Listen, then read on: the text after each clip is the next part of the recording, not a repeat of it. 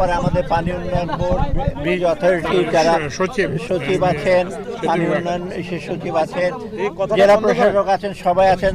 আপনারা দেখতে পাচ্ছেন যে আমরা অত্যন্ত গুরুত্ব সহকারে এটা জিনিসটা দেখছি। এই জন্য তো আমরা আসছি এখানে। দেখার পর দেখলাম যে এখন আপাতত বাদ স্যান্ড ব্যাগ দিয়ে এটা প্রোটেক্ট করছে, প্রায় একটা পানি উন্নয়ন বোর্ডের লোকজন কাজ করছে। এবং আমরা বলেছি এটা যদি পার্মানেন্ট সলিউশন যেন হয়, বারে বারে যেন না ভাঙে।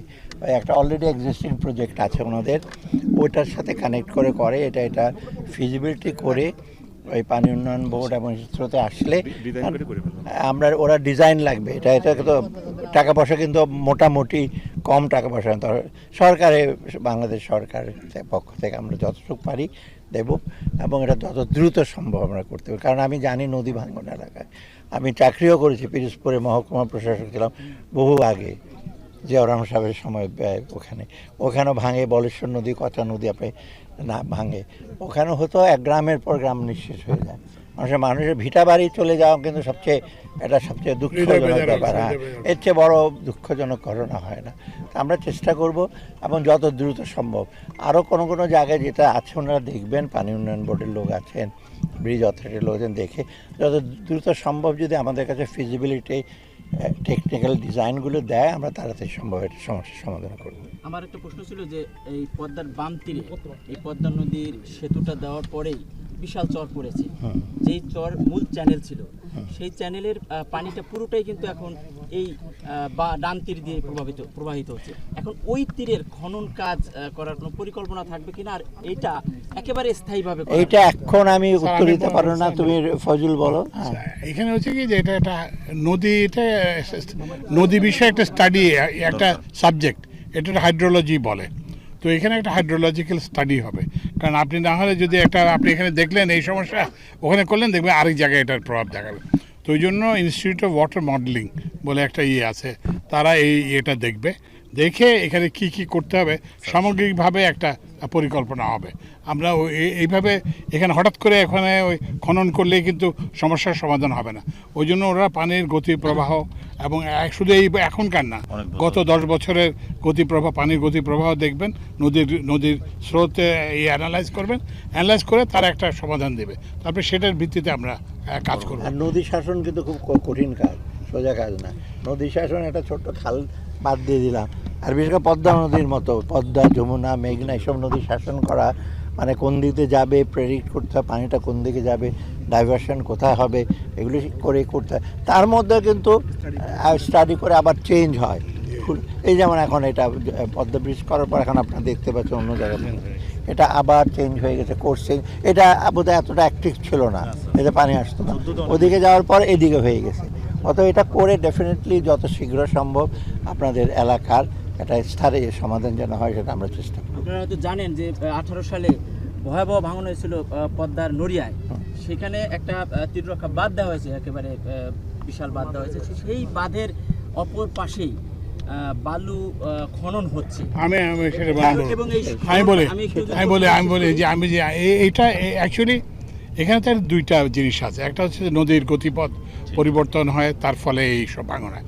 আর একটা কারণ হচ্ছে যে অবৈধ বালু উত্তোলন।